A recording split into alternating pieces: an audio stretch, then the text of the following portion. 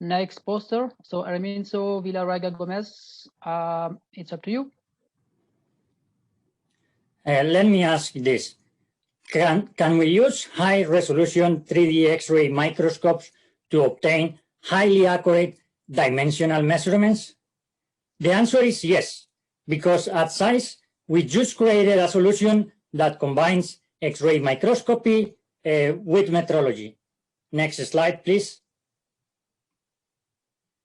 We use a very small multisphere phantom to verify the accuracy of 3D X-ray microscopes from a comparison of CT dimensional measurements with reference data provided by a National Institute of Metrology.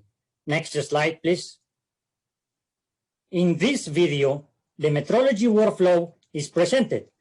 The first step creates a distortion map of the detector using a grid array to correct for geometrical distortions in the X-ray images.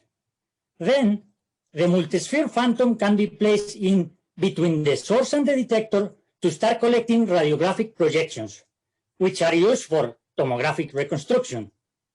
The 3D data will be opened by a metrology software developed by SAIS to make comparisons against nominal geometry and perform scale corrections if necessary.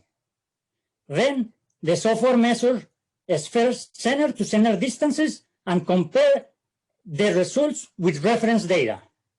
This comparison will be shown in a graphical report which determines if the accuracy verification for dimensional measurements passes or fails. If data deviations lie below the maximum permissible error, which for SAIS X-ray Aversa microscopes is set to 1.9 micrometers, the system is well calibrated and ready to be used for measuring other samples. Dimensional measurements can then be performed knowing with enough confidence that such measurements will be accurate.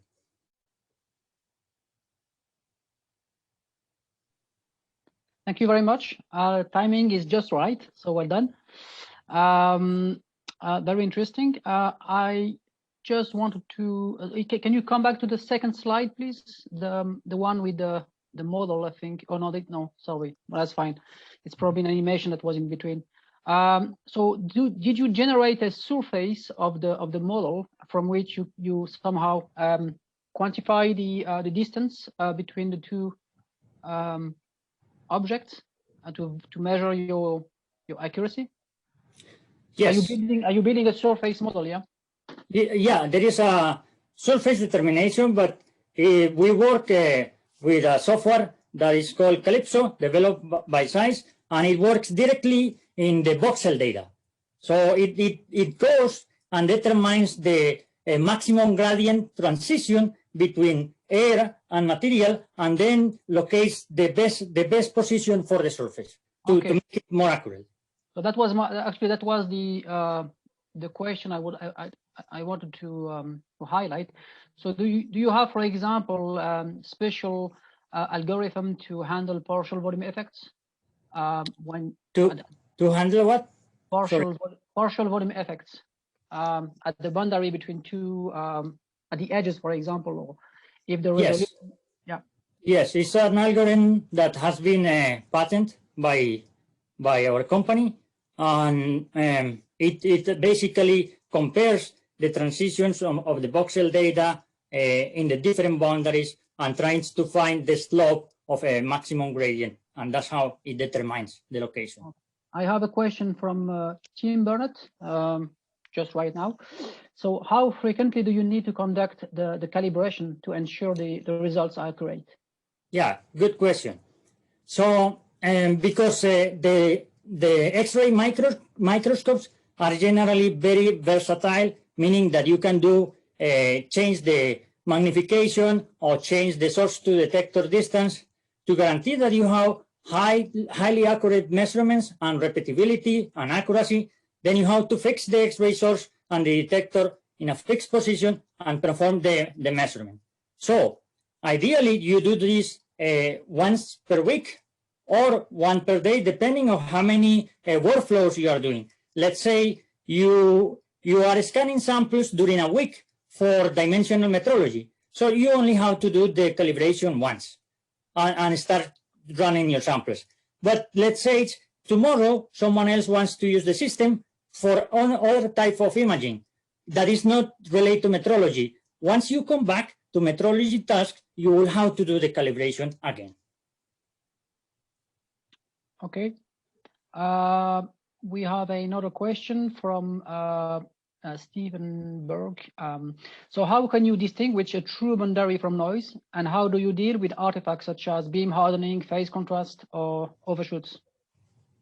So that question is more related to generally X-ray CT handling, right? So what you saw here, if you go back to the previous slides, please. What you see here is a very ideal phantom that minimize artifacts. Those are Rubik spheres, which we know that have a good contrast and the penetration of the X-rays through those material is easy. They are standing on stems that are very low density, so they are designed such that avoid all of those artifacts during the calibration step. And that's because we need to minimize all the possible artifacts because we are correcting for geometrical corrections and for scale. When you scan a different sample that can have beam hardening, then you have to use the traditional algorithms of beam hardening correction or scattering that you might know. But that's not part of this step because this is just for the scaling, right? Okay. Thank you very much, Armin.